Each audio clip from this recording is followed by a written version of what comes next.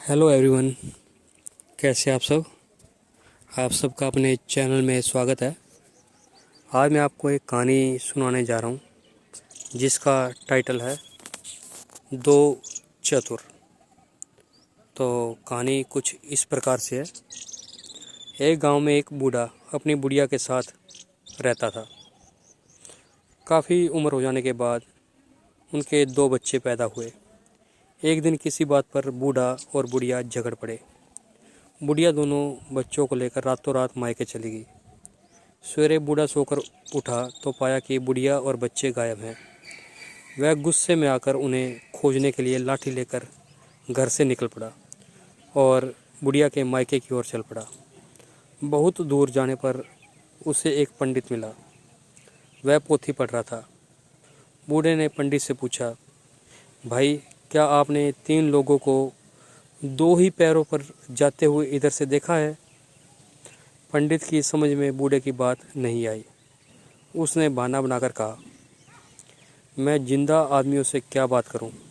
और देखूं, मैं तो मरे हुए लोगों की बात करता हूं, इसलिए मैं किसी को जाते हुए नहीं देख सका।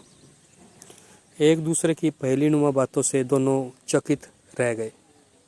बूढ़े ने कहा, आप मरे हुए लोगों को कैसे देखते हैं और कैसे उनसे बात करते हैं? हम दोनों एक दूसरे की बातों का अर्थ समझ लें तो अच्छा होगा।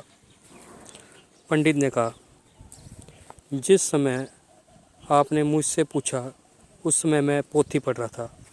पोथी में मरे हुए लोगों की कहानी लिखी हुई थी। पंडित की बात बूढ़े की समझ में आ गई। तब पंडित ने पूछा, बूढ़े बाबा, आपकी बात मेरी समझ में नहीं आई। 3 लोग 2 पैरों पर कैसे चल सकते हैं?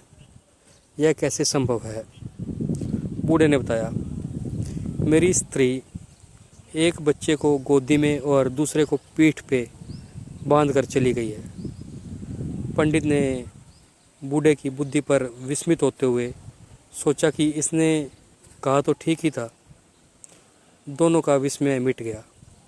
पंडित को प्रणाम करके बूढ़ा आगे बढ़ गया।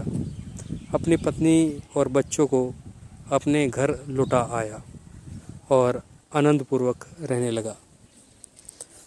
तो आपको ये कहानी कैसी लगी? अगर कहानी पसंद आई है तो वीडियो को लाइक कीजिए, शेयर कीजिए और चैनल को सब्सक्राइब कीजिए।